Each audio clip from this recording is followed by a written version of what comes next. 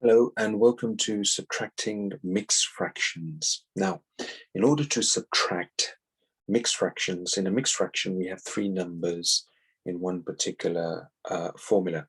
So in this case we've got 5/4 minus 4/2.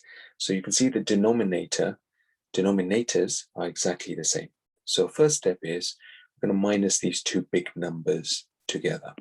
So 5 take away 4 is 1. So let's just put down 1 here.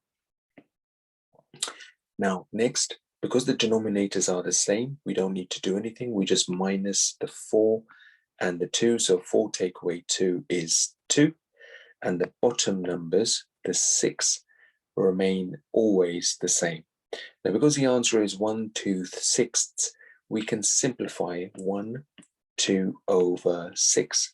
So which number divides into 2 and 6? So we know that 2 can divide into 2, and 2 can also divide into 6. So 2 goes into 2 once, and 2 goes into 6 3 times. So our final answer now becomes 1 over 3. Okay, so that's our final answer. So the answer here is going to be D. Let's go and move on to another example and then try that together. So let's try 6/3 minus 1¼ So first of all, let's minus the two big numbers on the outside. So 6 minus 1 is 5. Let's make the fraction sign there.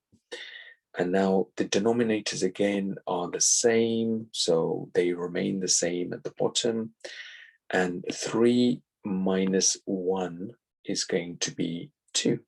But we can simplify this further. So which number can divide into 2 and 4? So we know that 2 can divide into 2 and 4. So 2 goes into 2 once, and 2 goes into 4 twice. So in this case, our final answer is 5½, which is going to be option A. Okay, good luck with these. Try these for now, and we'll review these in our next lesson to see how you go on. Take care.